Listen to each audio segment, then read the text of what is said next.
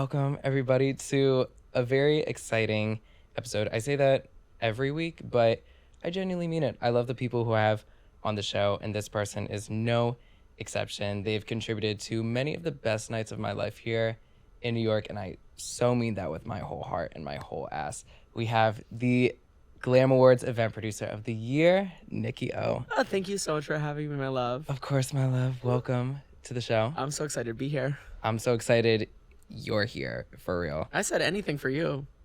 Please. I jumped at the chance. Please. You've been on my dream guest list for years, for like a year now.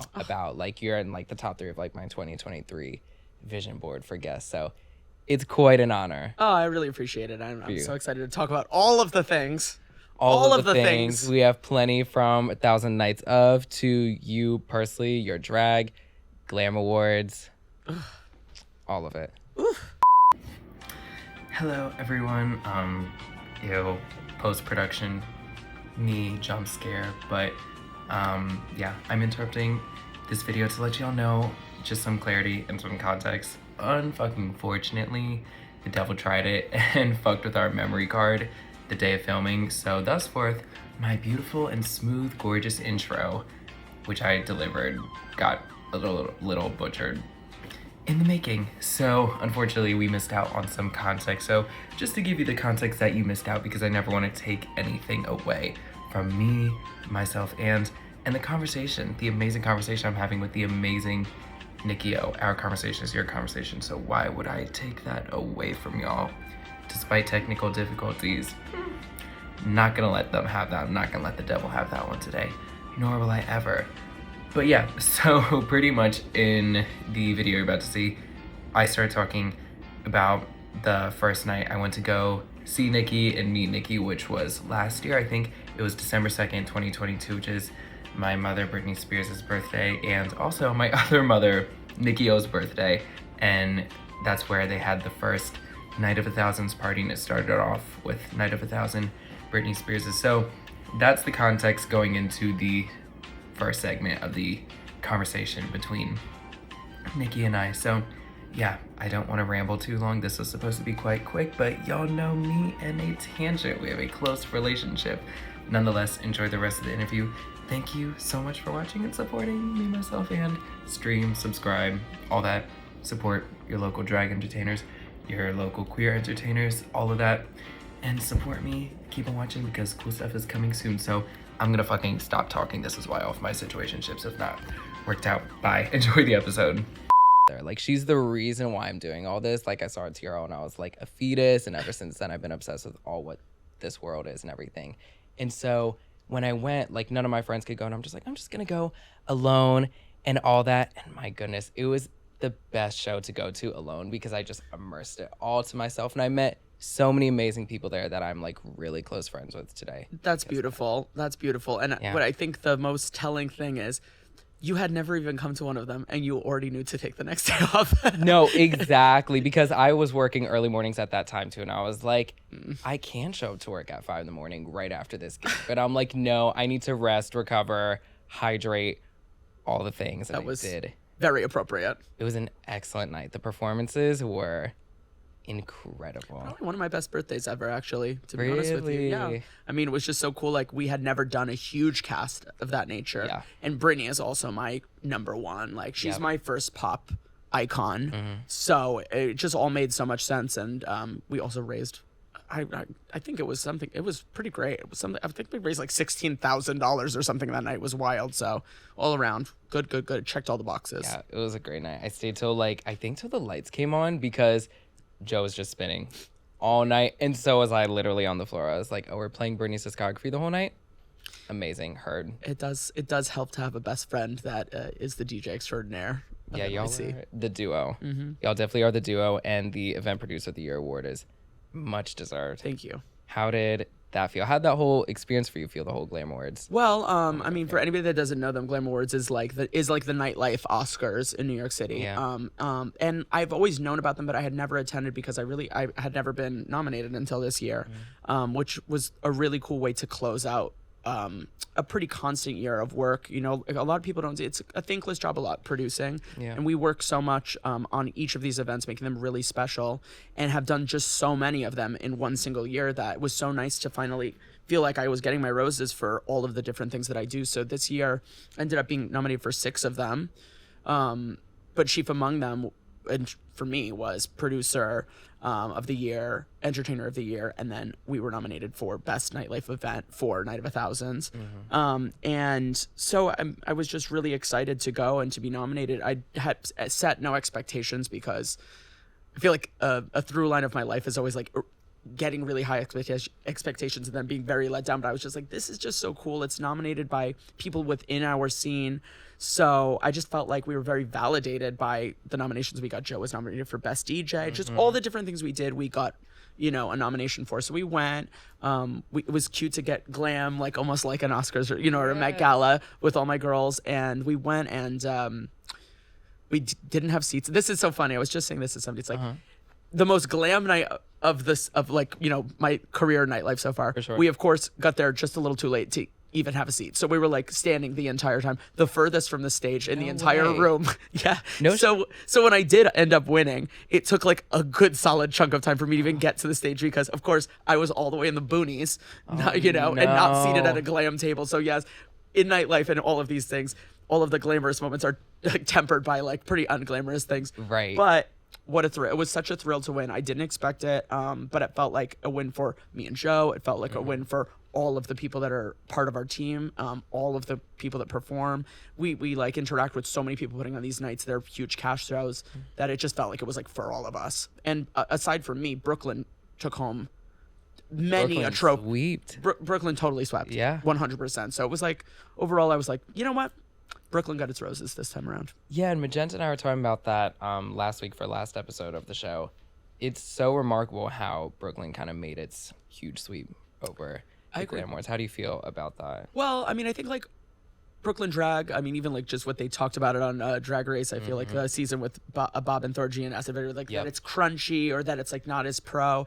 I really think that has shifted. It probably has shifted a lot because of even really just logistically, like the venues that we are now occupying are not really even available or possible in Manhattan. Like, For sure. you know, we work out of $3 bill almost exclusively when we do these big events. And like, it's just such a, almost like a concert venue that I know nothing but Sony Hall where the Glam Awards were held that even compares to it in the city. So I guess like the resources that are available to us in Brooklyn now have changed, and I feel like not just us but the scene at large has really like risen to the occasion and are putting on like really professionally done stuff. I do think that we have a lot to do with the girlies, with all producers and all of the girls who really stepping their cookies up, because it's like we're throwing really I feel like well produced, really well thought out shows. And so that I think that has totally shifted the understanding of Brooklyn being as like inferior to what Manhattan does into being something that's just as good, if not better. I agree. I agree completely. And that's the thing, like Brooklyn Drag definitely has its thing, which is many and multiple. Yeah. But I never looked at that being as like some inferior characteristic about it. If anything, that just makes it much more eclectic and commemorable. I think always, and this remains true, that Brooklyn Drag is like less buttoned up. It's less formulaic, I believe. You know what I mean? Right. I think that there's like a lot of room for creativity, maybe in a way that I don't see quite as frequently in Manhattan Drag, in that, you know, I feel like most of the time when I'm in the city going to a show, like people want like the splits, the stunts, like that all comes in all of our shows as well. But I feel like there's a lot more room for artistic liberty in Brooklyn Drag. And it's almost in some venues, in some shows, expected. Right. For example, like a Sasha Velour nightgowns or whatever, something like that. Like it includes everything, but it's a little more cerebral, I would say. Like the whole, they really think of like a concept, you know, a little bit more than, let's say, like a Hell's Kitchen show. Right. Exactly. And that's the thing. I feel like the word people are looking for when they describe Manhattan Drag, especially in this whole like Manhattan versus Brooklyn Drag conversation, is maybe like traditional, or what we know as drag to be traditional. Absolutely. You know? 100%. And I think that makes a lot of sense too. Obviously, if you live in the city, there's a good chance that you're, you know, like, I mean, if you live in the city, you probably have more money, you know, and might even have like a job that you really just want to unwind at. So if you're going to pieces, you really just want to see a bitch jump from the ceiling into the splits and slam her pussy into the ground at high velocity. Right. You know, whereas like if you're going to a show like during the week at Come On Everybody in Brooklyn, like you may just be, I don't know, a little more open to suggestion, you know? Yeah. It's this weird feeling that I just get when I step into a venue where I just performed in Hell's Kitchen at a venue that I just performed. I forget what it's called. What is it called? I think I saw this on your story. Was it Hardware? Hardware, right. I did one of my mixes, that is like I would think it's kind of bridging the gap actually, because the girlies up like near the theater girlies that are in Manhattan love a good mix. So my mix is kind of like, I think it's both Brooklyn inspired as well as Manhattan loves a mix. Yeah. And they totally bought it at Hardware. Like they loved it. But I still think that they loved the girl that did the cooter slams a little bit more. So I don't know. It's something I'm still figuring out, like what the difference is. Dang. But yeah, good drag can go anywhere. Yeah, and that's the thing. That's why I'm so thankful for like Bushwig and such like that, because you could see it all in one. Like Bushwig has Manhattan performers there, Brooklyn-based performers, obviously. I've got love for it all, which is, I guess, one of the wonderful things about being able to throw shows where there's just such a high volume of performers, because we experience literally every type, you know, even in a single night, you're going to see something of every sort.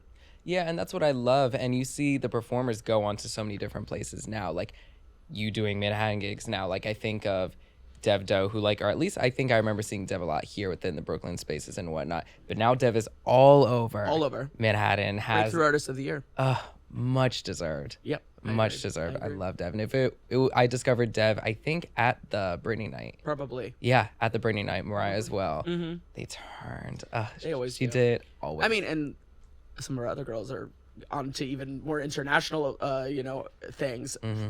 One of our, main girlies that's at every show. Jax now, Drag Race. Insane. 15, so it's like, we're a breeding ground, baby, for the future legends. Yeah, completely. The next generation. I mean, you're literally an example of that. Like, you've already done so much within your drag career, and you're going to go on and do plenty.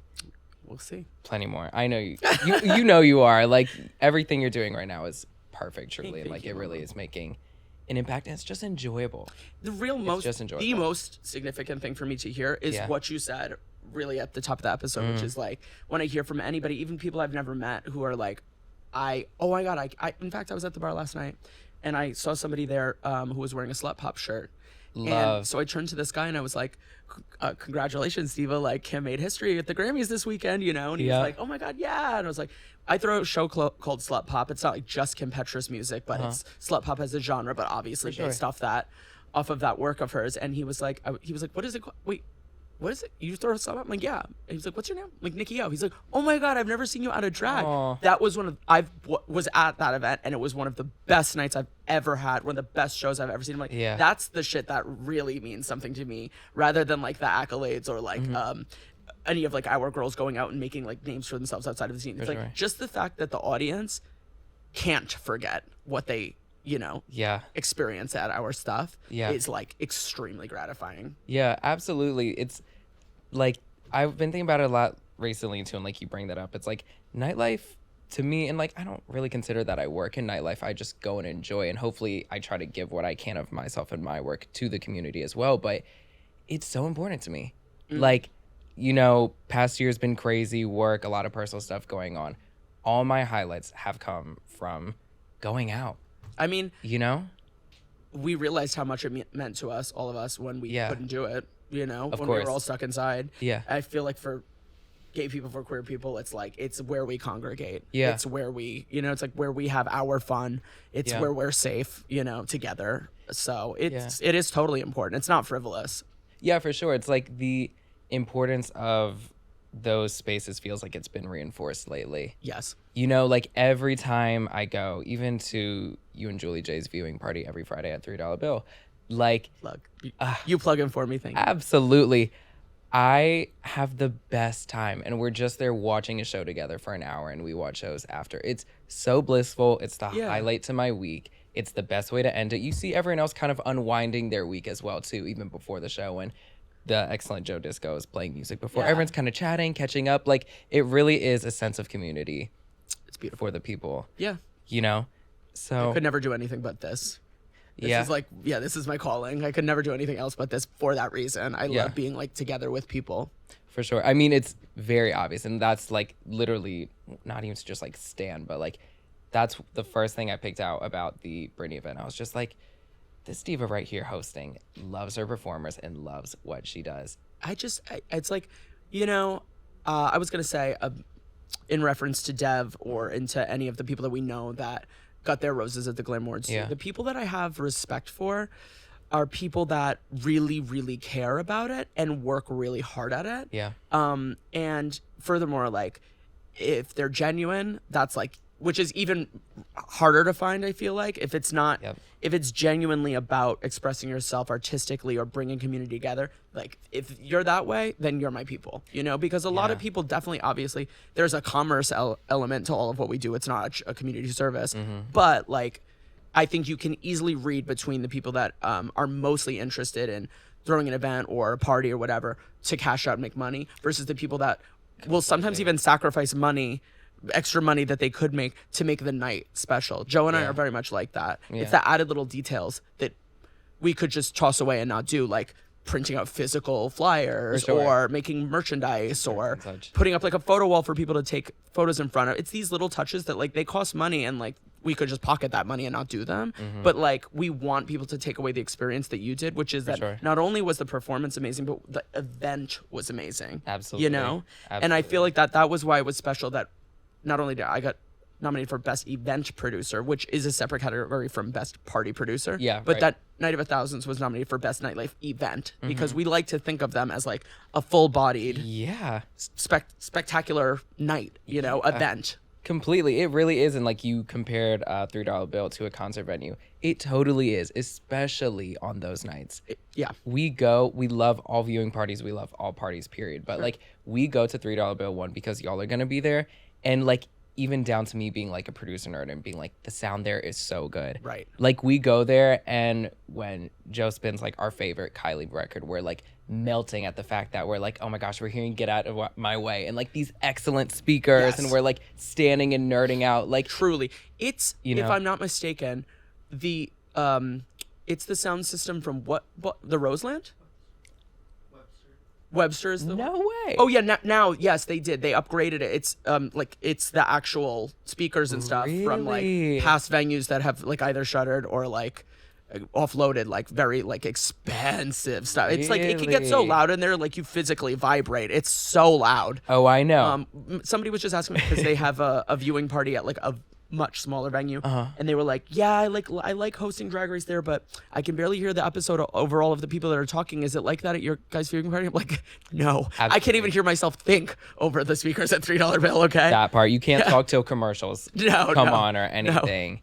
But I also wanted to talk to you about like your start to drag, because for me, I like when I moved to the city, I lived in East Village for a minute and I wasn't really going out because I was drowning in work and whatever, and I wasn't really submerged back into nightlife compared to my earlier days doing like drag in Miami and whatnot.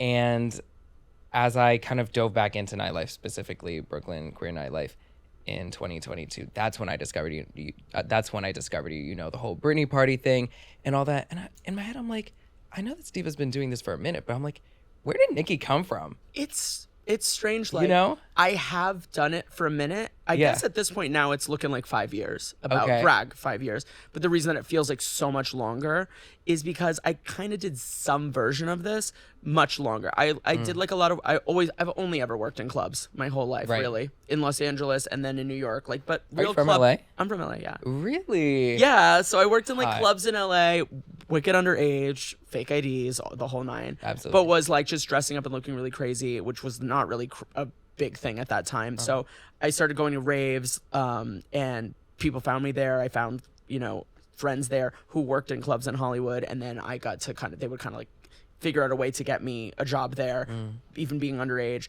And then by the time I moved to New York, people already kind of knew my name because I was like a club kid in LA. I was like one of the only club kids in LA. I see. And then I started working at stuff in the city here, like at the Box, LeBain, all kinds of different little like spots around the city, all downtown. And then ended up working at Flash Factory, where I had my own 2 parties on Friday and Saturday when they opened that club up. And this was the beginning of me kind of being like the ringleader of a big group of people, because they put me in charge of sort of setting the lineup of club kids that would be there on a Friday and a Saturday. And Friday was 30 kids. Saturday was another 30 club kids, and those were always rotating with people that you'd absolutely recognize these days: Linux, Aquarium, people of that nature. Completely. So I started like sort of being like the one that was in charge of herding cats. You know what I mean? Yeah. And that got a little too much. I did that for I think like a year, and then I just like finished school, but I took a little break from nightlife. And then the first next gig that I did, I was asked to host a viewing party at the Museum of Sex for season 10 of Drag Race. And I thought to myself, I'd never like really done drag. Yeah. I was like, I mean, why not? They're asking me to come to this thing. It's drag themed. Just try it on one night. You know, did it. Went to the club on my own, and the first person that I met when I got there was Joe Disco, my best friend, standing outside smoking a cigarette. Neither of us cared about that season in particular, to be honest with you. So we pretty much chain smoked outside of the Museum of Sex the entire season, every week, every episode. And from that point on, I just fell in love with it, because it was also her first time doing drag, and we like found each other as sisters and both loved it, because we both got to be beautiful bitter bitches smoking outside. So from that point on, it was just like, it was so wrapped up in my best friendship, you know, this newfound sisterhood that I had, and was so fun. Then when I started performing, then it was like a whole nother element was added in that I never got from just going to a club and sitting at a table and hosting it. It was just, I was no longer fulfilled by that. So finding drag, it added these like new layers to it that made it nightlife exciting for me again, you know. I see. The sisters, the performance, the thought process of putting a look together, of styling a wig in advance of a, you know, it's like, it was just a little more involved, and it incorporated more of the skills that I think I'm good at than just simply being a nightlife host. Yeah, with performing, it's fun because you have like a final product you're planning ahead, you're looking forward to, you're curating, and it's all yours. I never held a mic before I did drag, you know what I mean? Like, it was never my job to have like a microphone in my hand and like MC something, but I like talking to people, so it's like I found that, you know, never really dive deep with makeup or styling or hair, and that there was that. Then to find so many friends who were talented, and then ultimately us all perform together, it just changed everything. Yeah, I love that. How did you discover your kind of performing style? Because there's so many different types out there. Like, how did you curate the Nicky O vision from performing to aesthetics? It's still you know, it's still being discovered. I love that. But I mean, I'm not really like a I'm not really a dancer, especially when nothing will make you feel less of a dancer than when I have to share the stage with the bitches that I put in these Night of a Thousands. Okay, these girls are like, I mean, just like hit it, split this, that, backup dancers. Bitch, that's never gonna be me. So then it was like, all right, you know, how can I put like a sort of like pop culture twist on things, or how can I incorporate comedy into them? Yeah, and that's pretty much where my brain always starts. Usually, it incorporates some pop cultural reference.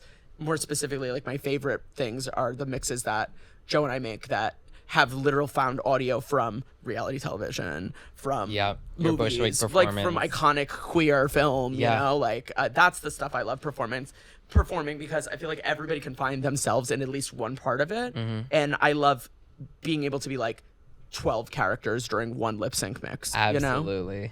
So yeah, I think about your Bushwick performance specifically. That's what, that's my favorite. Loved that performance. And then like to add a layer to that, if they haven't seen it, it's like it's a mix where I'm picking up like a phone, and every time I like pick up the phone, it's like another pop cultural quote, like bus, club, another club, plane. But that also has the added layer, which I really like doing, is calling back to earlier queer like performance history, because that's a reference to Lip Synca, who's a drag queen, a New York drag queen, probably more from like, let's say Lady Bunny and RuPaul's generation era, who did that same kind of thing. She would pick up a pantomime phone and do a line from a Joan Crawford movie or a classic cinema. So it's like there's the added layer of I've just like now brought that type of performance into like our post 2000s, you Yeah. know, like Y2K Exactly. and, you know, after era. Yeah, you know? like the Alexis Nyers. I don't want to say callback, modernized you know, it, but yeah, like kind of sort of brought it Yeah. into like today's world.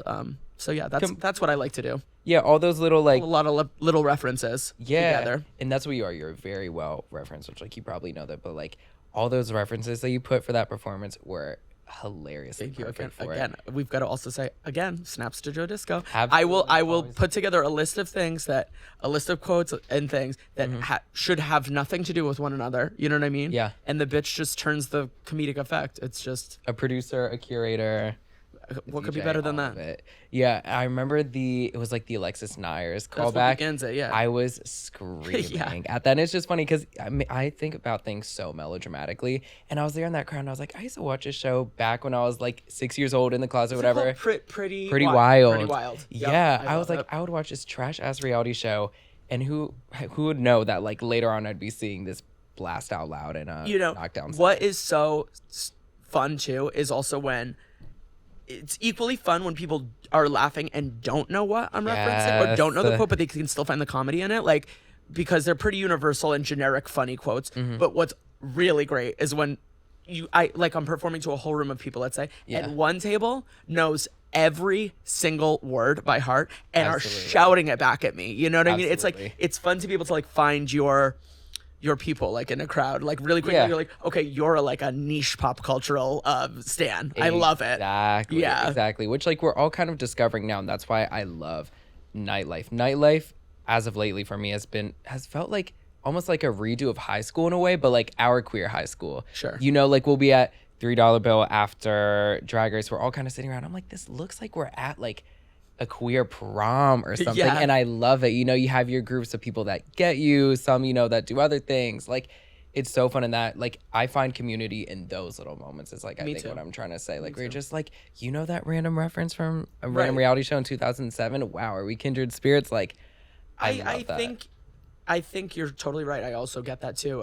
And in a way, I feel like that's another thing that really does set apart our events from others is that, you know, generally in nightlife, as in any industry, people are so quick to just stay with the people that they're comfortable with or Yeah. that do the same things as them, you know? And I think that that's what makes all of our events, our brunches, our viewings, our Night of a Thousands, discography, come to everybody, all of the events we do, bring in all the different factions. Like a lot of times, you know, girls that just are like those crazy great dancers will just do a show all together.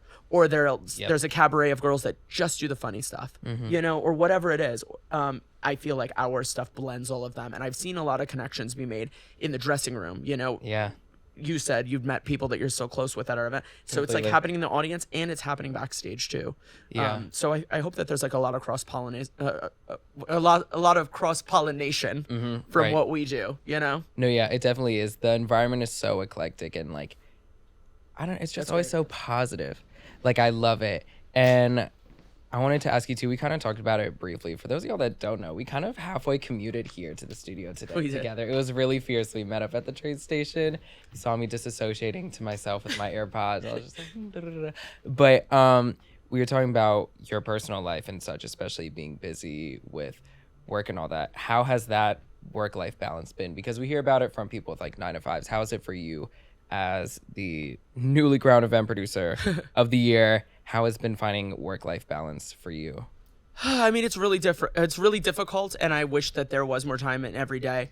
A lot of the things that, you know, go into us producing these events, a lot of times simultaneously when we're producing other things on top of having our weekly shows, people could not even possibly know how much being on top of a schedule and keeping like a real calendar with so many tasks done, because I always have to be wearing like 5 different hats about what the next event is. Yep. And coordinate with vendors and getting our staff together and getting the girls, you know, situated. But not only for that, for the one that's happening after that, getting the sponsors for the one after that. We have events on the calendar for like 9 months in advance. You know, Pride That's insane.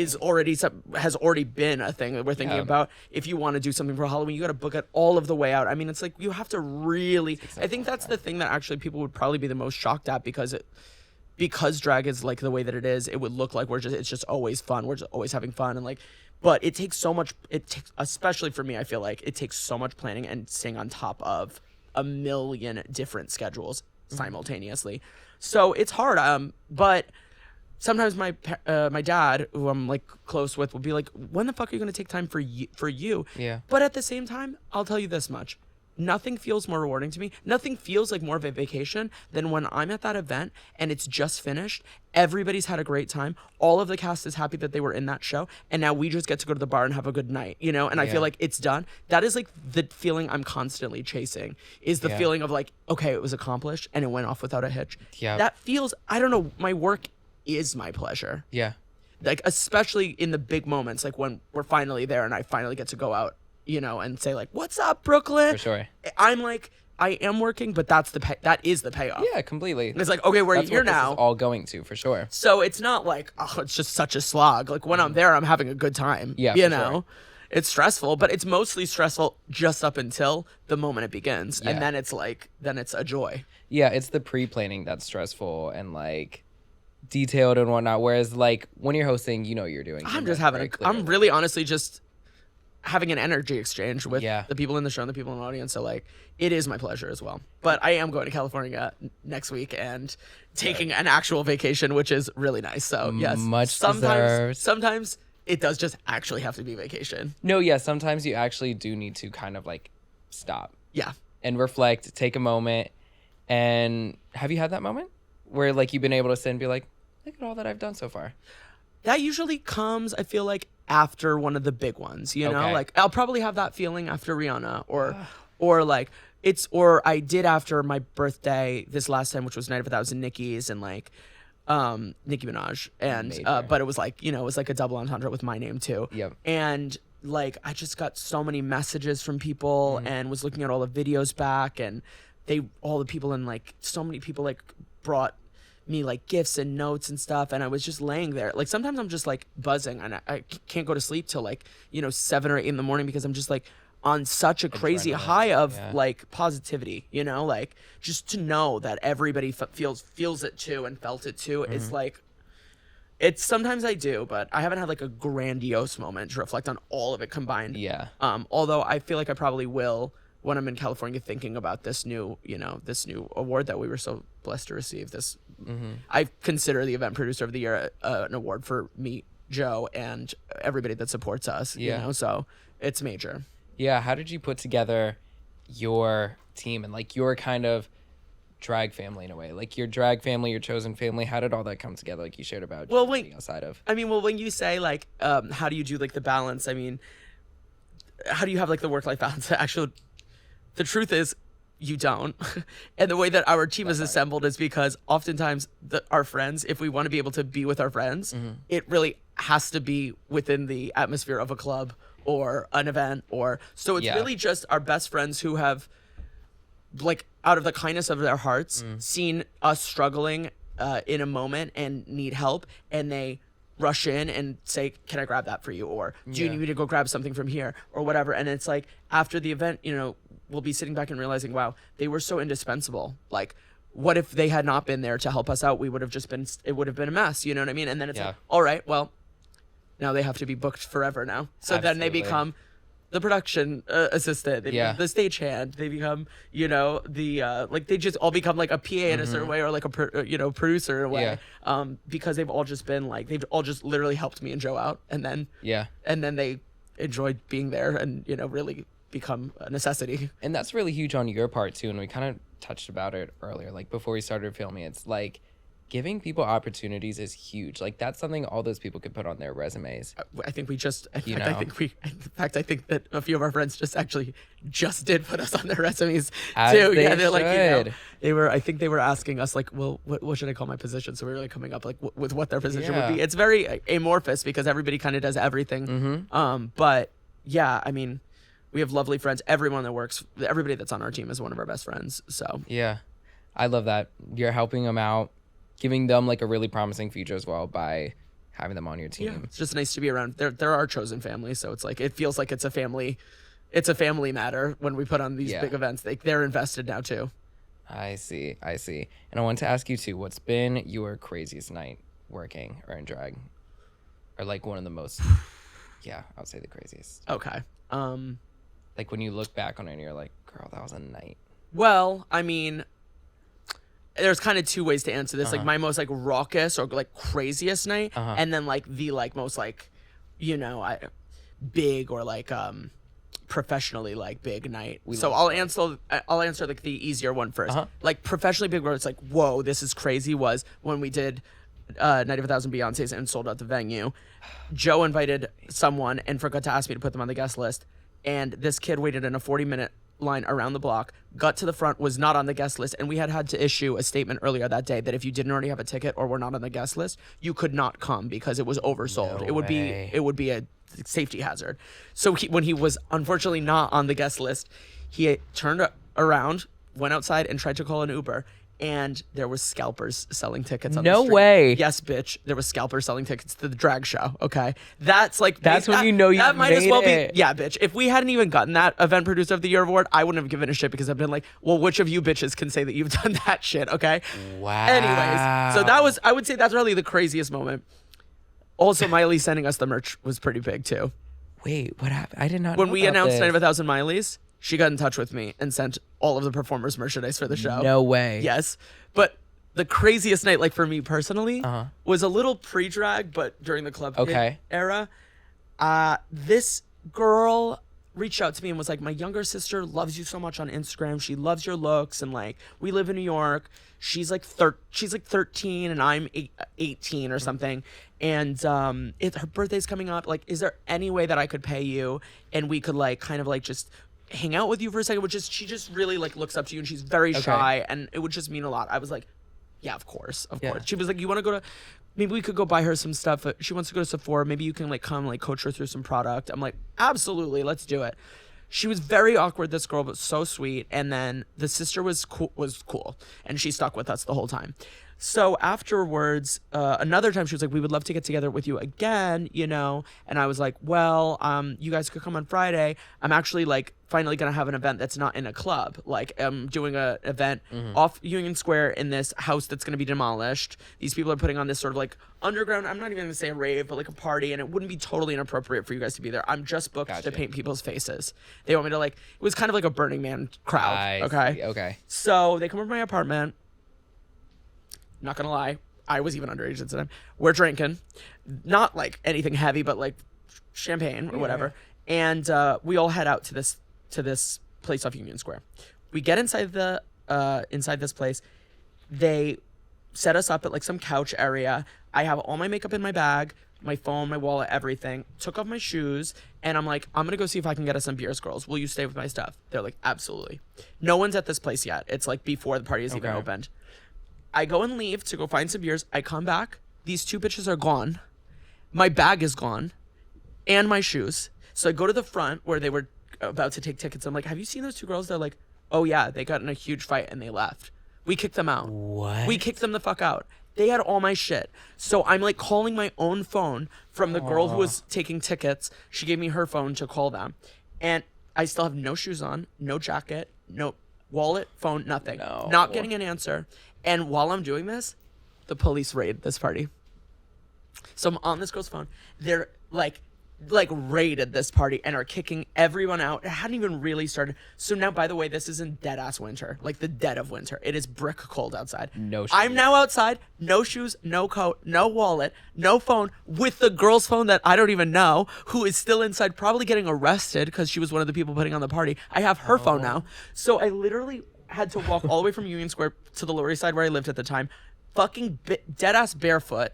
And while I'm not even all the way home yet, a car pulls up next to me, and these guys get out and they're like, yo, that's Ashley's phone. Because they had tracked her phone to me. Way. So then they take the phone from me. I thought they were going to like hit me. I was like, I wasn't trying to steal it, but I didn't know what to do. So then I'm like literally crying, going home like a fucking hobo. Get upstairs, and the next day, like, they finally called. I got my shit back, but I was like, it was such a deeply traumatic night. Like, it was so bad. I was like, am I gonna get any of my shit back? All of my makeup? Like, it was a fucking mess. So that's probably my craziest night, but I can't even tell you if it's my craziest night because I don't even. There's been literally hundreds of crazy nights in my life. Whoa. Okay, I've only worked in nightlife since I was like 16 years old, so it's over a third of my life has been spent in these venues, and there's always something. You know what I mean? At least once a year, you have one shit show of a night, and that one stands the test of time. Yeah, that's a shit show and a half. That's a shit show special, shit show sequel, saga. My goodness, that's like a lifetime movie right there. Yes. Yeah, really though. Wow. It's like The Hangover. No, literally, NYC. exactly. The Hangover, I was like, yeah. Wow. So yeah. Yeah, wow. I was not expecting an answer like that. I was just like, okay, maybe just like a crazy night of like It all drinking or happened whatever. so fast too that night. Like it wasn't like I was gone from them for like 45 minutes. Like I like literally went and grabbed 3 beers from the bar, came right back, and No. all of my stuff was gone, and they were gone.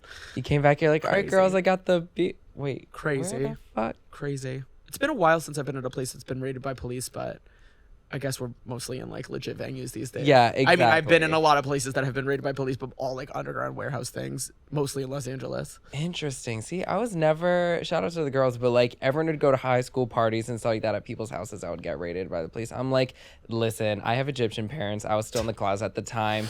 I was not the best runner at the time. I'm flat-footed. I will not be at such function where the police are raiding this. Absolutely no, ma'am. Oh, I have jumped fences, diva. Oh, no. I have run and jumped fences. I have dove out of windows, girl. No, God willing, I don't have to ever do that. But my goodness. Yeah, knock on wood. Yeah, that's not the life that I'm That she's choosing to lead. No, I hate. She's an Egyptian queen. Absolutely. Absolutely not. Mediterranean goddess. Hello. All these, artificial leaves right here. Yeah. And whatnot. Be fan you. No, exactly. That's my thing. I hate like I don't know. We running. were actually. I was just talking about this the other day. I've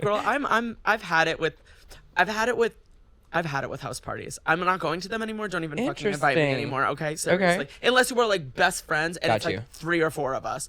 What I am so sick of is not going to a place where you can like really sit down and like lounge. If you don't have a table where I can sit across from you, don't invite me to your dinner party. Like this is weird. And I don't have that set up. I'm not saying I do. Yeah. But that's why I don't throw those kind of functions at my home, okay? Like, That's a it's very not good really point. a setup for entertaining.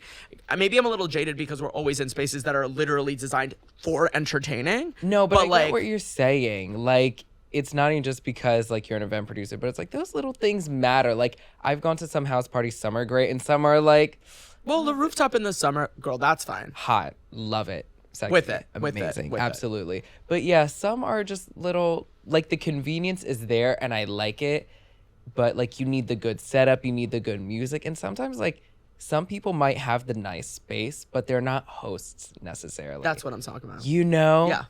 Like a BYOB, but then they don't have like any hors d'oeuvres or cheese or crackers or anything. Yeah, We're just drinking, babes. and I didn't even buy any of the drinks. Like you guys have to bring it. It's like, oh, so you're just like letting us into your apartment so we can sit on the floor and drink what we brought. I'm just like, no. That's what it is. I just think I'm finally past that, and I'm willing to say it at this point. I'm willing to make that controversial statement that don't even fucking invite me anymore. Okay, I think we're old enough to be past this era. Okay. Yeah, unless if it's a fierce house party and you know it. If your house is fucking fierce, though. Exactly. If you're rich, Right, for then sure. yeah, please call me. Or just know how to Absolutely. put the event together. Even like Got a nice place, then. I mean, this setup right here. This is what I'm talking about. If you don't have this, this is hot. if you don't have this setup, This is definitely I'm not hot. coming.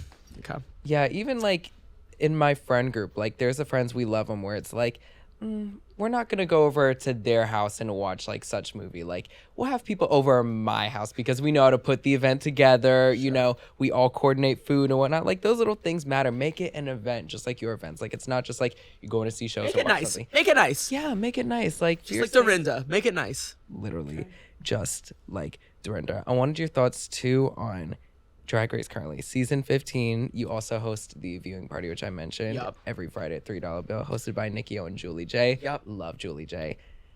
An angel. Oh, us too, of course. Big sister. And also Joe Disco is the DJ. So Yep, again, absolutely. a family affair. Family always. affair. Love it. Well, it's interesting. This is like really the first time a Drag Race is premiering where we are like intimately connected with more than a few contestants. We're friendly. We're really good Judies with Jax. In fact, I worked on some of the things that she brought to wear. That's right. And we know Lux well. Mm-hmm. We've had her in shows. We know Robin Fierce. Yeah. I believe that's where it ends. We kind of know Marsha, but it's just like the first time we've known several contestants, you know? Right. So it's been exciting seeing that stuff too. Unfortunately, also, we kind of know spoilers too, so it's not quite as like, oh my God, what's going to happen next, you know? But not too much. But I'm really excited. I feel like New York is like showing out. And obviously, I don't know her, but like, Sasha Colby, it's just like so beautiful to watch. So we're living for it.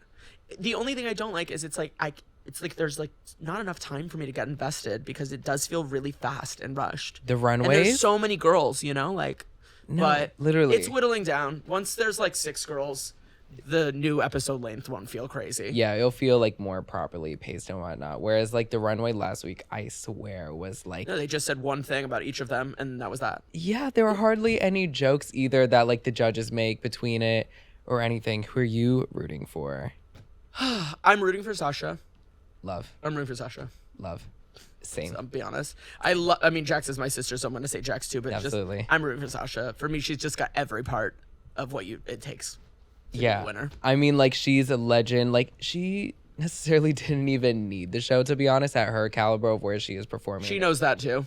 And that's what I do too. love. And all of them do as well. You know, and that's what I love about her. Even when it comes to like the little like discussions we'll have, I think it was like the first episode where they were choreographing and whatnot. She's like, Mother will sit until Mother needs to, you know. That's the thing. Like even the whatnot. girls that we know, who are on it that aren't Sasha Colby, that we love and are rooting for, I'll be really rooting for them when they come back for their All-Star season. For sure. And they've got even more to give. Yeah. You know what I mean? Absolutely.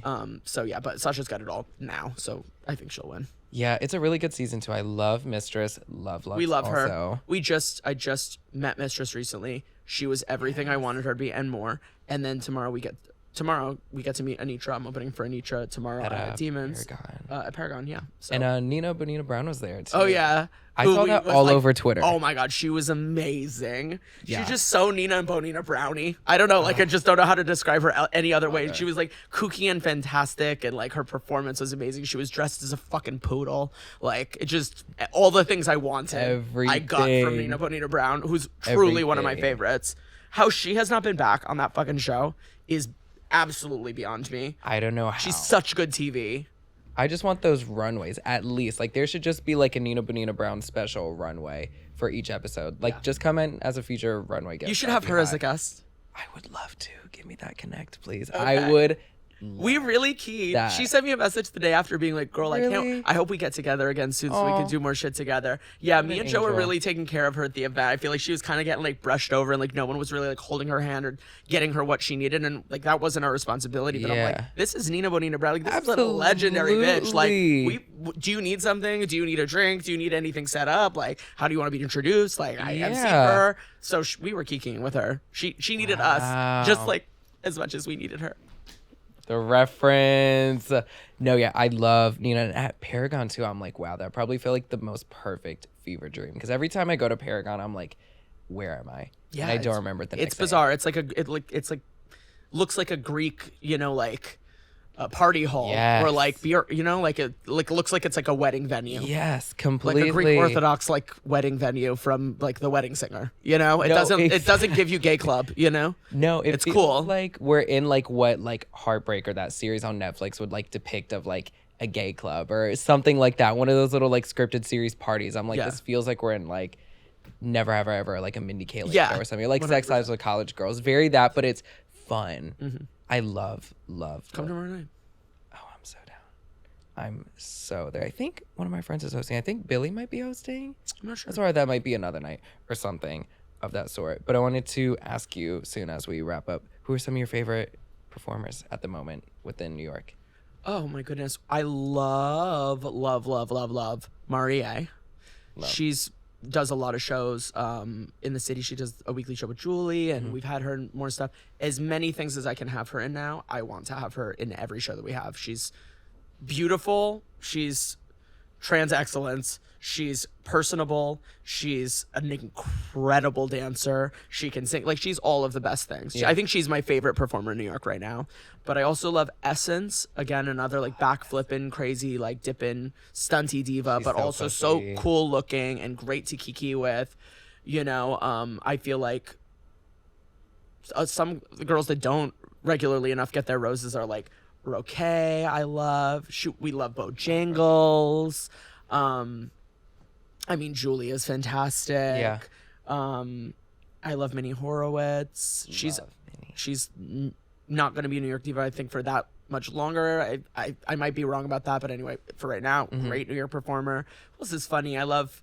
Hanukkah Lewinsky is fantastic. Also, these names for people that don't know drag, it's so funny. Like the pun names too, like Hanukkah Lewinsky. Reese Havoc is wonderful. Chase Runaway. Joe gets all her roses for being a great DJ, but she's a fantastic performer. She's Absolutely. one of my fucking favorites. Are you kidding me? And actually I lied about Mariah. My absolute favorite performer in all of New York is myself. Hello. Hi. I'm Nicky O. I mean, you gotta say that, bitch. Don't forget about that. Absolutely. I'm up there too, yourself, bitch. baby. I'm up there too, bitch. I forget who else was nominated for. Oh, we were just talking about Janelle number 5. I mean, she won for best host, and we've been laughing all week long about her hosting us. She's also a fantastic personality. I don't know. There's so many good girls. I couldn't even tell you my top 10. Yeah, the scene is so just like perfect at this moment. Like, I love where we're at, and I can't wait to see where If you're in New York and you want to see every last one of those names I just said, just come to a night of 1,000. You'll become instantly acquainted with literally all of them in one single night. Yep, and That's the point. This Sunday actually is Night of 1,000 Rihannas. It sure is. Do you want to tell us a little bit about that? Of course. So like last year for Super Bowl Sunday, we decided to do a party called It's Halftime Divas. And there was like, I want to say 10 or 12 drag queens all performing as one artist that had done a halftime show of, you know, in her story. So there was like somebody did Janet, somebody did I did Katy Perry, Joe did Madonna, you know, there was all of it. And it was such a hit that $3 bill was like, we're just already put you on the calendar for next year. So Yes, we were like, I well, love shit, it. I don't know. We didn't know who it was going to be. So it was like, what are we going to do? We can't just do that same show again. And then obviously the universe and the National Football League blessed us with it being the perfect halftime show performer. It's Rihanna, who we all love, of course. Yeah. So we were like, oh, well, that's the perfect timing to do Night of 1,000 Rihanna. So we're showing the first half of the game. Then more importantly, we're showing the halftime show on $3 Bill's huge screen. And once that's over, the screen lifts up and it's like 20 plus drag queens doing all of Rihanna's iconic hits. It's going to be major. It's going to be so major. On top of Rihanna's performance is going to, I'm sure, be Literally. crazy. But one thing I know for sure is it won't be the only Rihanna show that is major on Super Bowl Sunday, because I know ours is going to be sick.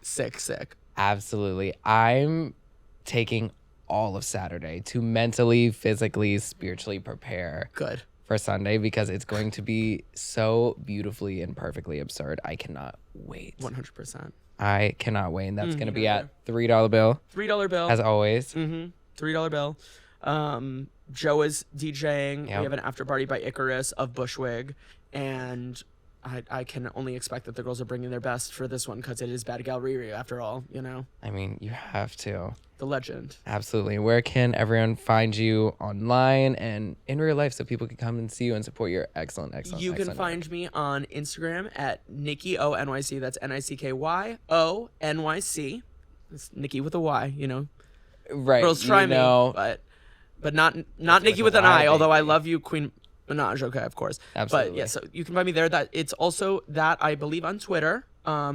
And if you can't find me at either of those, you can find me on the corner selling ass whenever you need me. Definitely. Barefoot or not. Hopefully not. Probably not. Barefoot Probably this not time. barefoot, but it's a Maybe in a possibility. nice heel like It's a this. possibility. That would be hot. Just that and nothing else on. And a little, It depends on what those girls steal from me the next time. please. Let's pray that never happens again. Well, thank you so much Thank you for for having me. coming. You're always welcome anytime. I appreciate you so much. Like all the like nights that you've essentially given me and coming here. So really appreciative Thank you for having of me. you. My love. Yeah. I'll see you on Sunday. Yeah. I cannot fucking. I've got so much rhinestoning to do, bitch. I gotta go. Good luck. If you need extra hands, I got you. Okay, thank you. Down. Everyone, y'all can tune in next Friday for another episode. And please check the bio for all the details and whatnot so you could come in person and support Nicky as well as the other excellent drag entertainers we have here in the city. So we'll see y'all next week. Bye. Cute. So Have fun. thank you, my love. Yeah, so organic. Baby, thank you. So fun.